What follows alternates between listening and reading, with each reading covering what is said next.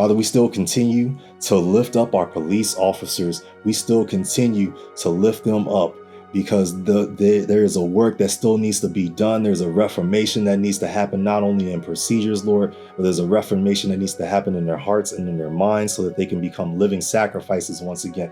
Father, I pray that they will walk into the revelation of being a living sacrifice, holy and pleasing unto you, being able to discern your good and perfect and pleasing will so that they will not engage in the works of the devil, in the works of the enemy, in the works of death, destruction, and Jesus, and pilferage. Hallelujah.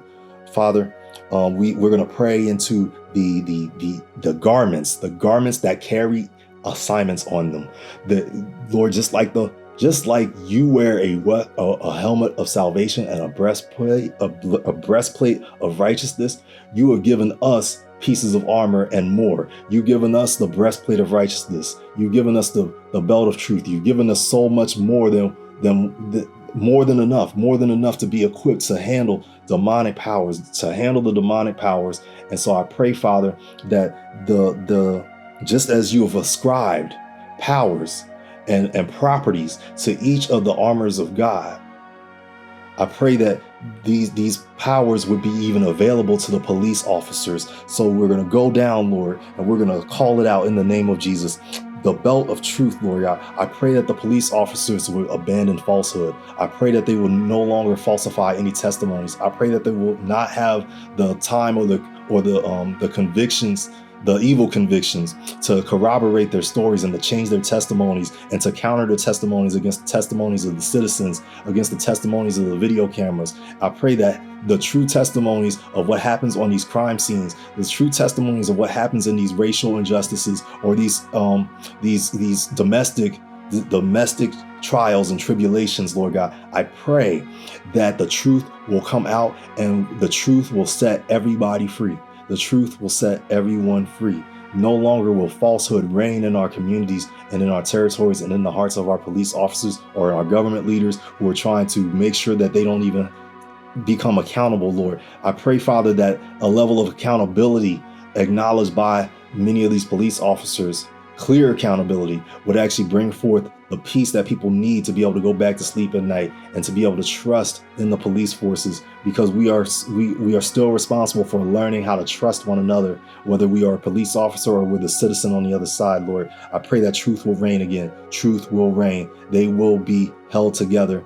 They will be held together. They will not be stripped naked by falsehood anymore. No longer will people be stripped naked by falsehood. We pray about the breastplate of righteousness. We pray for their just uniform, Lord, that their uniform is a symbol of their righteousness. Just as you gave Joseph a robe, it was a robe of righteousness. Just as you gave the prodigal son a robe, it was a robe of righteousness. So I pray, Father, that the garments, just the regular garments that the police officer wears, would be a symbol of righteousness once again. Make them righteous, Lord God, because they can't do it within their own strength. They can't do it without the power of the gospel. Lord, if you, just as Abraham asked for one to remain in the city so that the city would not be destroyed, one righteous, just as he asked God, can you spare the city for one? Can you spare a neighborhood for one righteous police officer? Can you spare 10 police officers from engaging in corruption by releasing one police officer who believes in you and has faith in you,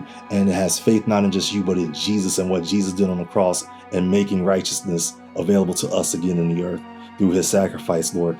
I pray, Father, that the shoes of peace, that you would give peace to their shoes.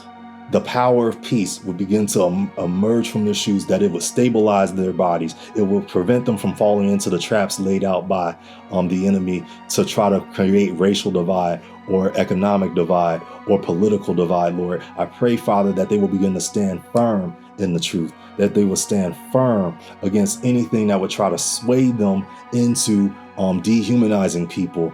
And I pray, Father, that the same peace that was made available to us by the shedding of Jesus' blood that tears down the wall of hostility, I pray that the walls of hostility would begin to crumble as they begin to step and march into these neighborhoods, that the hostility between them would actually reverberate peace in the neighborhood. It would communicate peace, communicate peace. May they walk peacefully. May they tread peacefully. May they tread over the serpents and the scorpions in these shoes of peace in the name of Jesus. May their heels participate in the bruising of the demonic powers that are trying to bring up racial division, classism, supremacism, all those things, Antifa, whatever terrorism, that the demonic terrorism that the enemy wants to release in our neighborhoods. I pray, Father, that the heels of our police officers will begin to participate in the bruising of their heads in the name of Jesus. Hallelujah.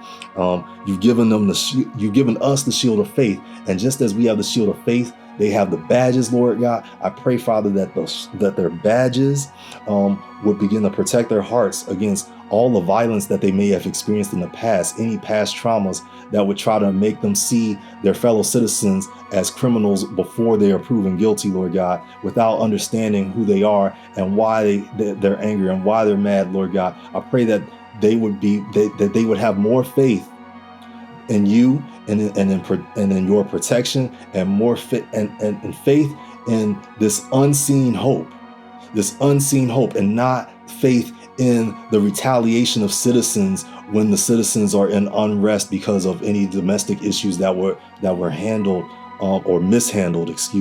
Hallelujah. Praise you, Father. Protect them from any fiery bricks and arrows and accusations hurled at them by external influencers who seek to defile our territories, Lord God. For many of these arrows are not even coming from within the communities, but they're coming from outsiders who are posing as community members, Lord God. So protect them, protect our police officers, and even protect the citizens from the activities of these invaders, Lord God. Father, just as you've given us even the helmet of salvation, I pray that you protect the officers' minds from mental trauma, and that the enemy wishes to inflict upon the civil soldiers and even upon the citizens, Lord God. There have been too many videos, Lord God. We need you to help reverse the mental trauma of having seen the murders on social media, having seen the murders on the news, having seen them in person, or seeing any kind of murder in our lives, Lord God, because it has a mentally traumatic effect on us. So we praise you, Father, for the helmet of salvation and the power that can emanate from such a garment. I pray, Father, again, for the mental fortitude to actually wait on your arrival and to wait for your word, to wait for your command. Just as the centurion wanted Jesus to give orders, he was eager for a command from heaven. And I pray that our police officers will hear the voices of heaven. I pray that they will even use their weapons wisely as we move into the sword of the Spirit, which is the word of God. I pray that they would begin to communicate more positively and less, with less pessimism and less negativity, Lord God, into their atmospheres. I pray, Father, that they would not turn words against each other, turn words against the citizens, and that the citizens would not even begin engaging in demonic words against the police, Lord. I pray that those words begin to fall to the ground and fall to bad ground, so that they do not produce the fruit of the enemy, Lord. I pray, Father, that the police officers will not endanger citizens and anybody who is not guilty, who is not proven guilty, with weapons, with their carnal weapons. And I pray that they will use their spiritual weapons to be able to engage in the warfare in these escalated situations. Just even in the midst of riots, I pray, Father, that you would even restore the hearing of the police officers. Just as Jesus was being arrested and Peter chopped off the ear of Malchus, Lord, you were faithful enough and you were kind enough to replace his ear, and you gave a kind rebuke to Peter. Lord, I pray that the citizens would come out of their rage and come out of their anxiety, and that they would hear the rebuke of the Lord, and that they would, because in hearing the rebuke of the Lord, they will be able to prepare a message and a story that will transform their police officers in their communities. I pray, Father, that the hearing again would be restored to the police officers, and that they would actually hear the cries of the people and be reminded of who they serve and how they're supposed to serve, and that they would hear the voices of the living God, the voices of the kingdom. They would hear the voices of their communities, and they would develop a compassion that overrides the selfishness that's in their hearts, any selfish ambition that would try to impede them from fulfilling their duty to those who they are supposed to serve. Hallelujah. Come on, Lord. Come on, Lord. Thank you, Lord. Thank you, Lord. I pray that even the citizens will let go of even their own fears and anxieties. Help them get over. Help, not just get over, Lord. Help them forgive.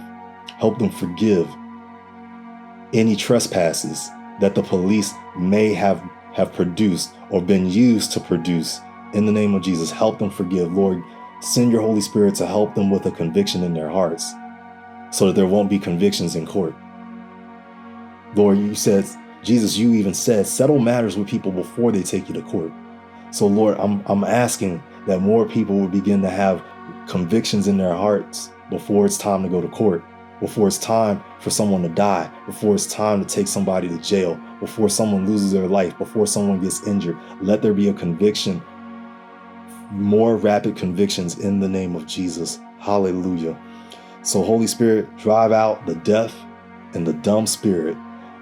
Drive them out of our police officers so they can hear. Drive them out of our citizens so that they can speak clearly and speak justly and speak rightly.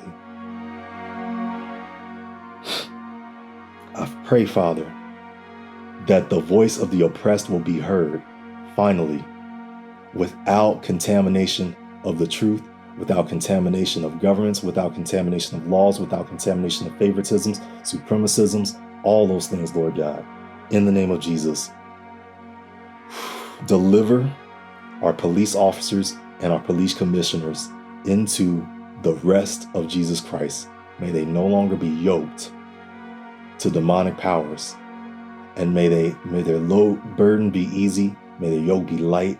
May they learn of your meekness and lowliness so that they can really receive the training that they need in the reform that's getting ready to come. So we thank you, Father. We thank you for your word, your will, and your ways. It's in Jesus' name. Hallelujah. Thank you, Lord. Hallelujah.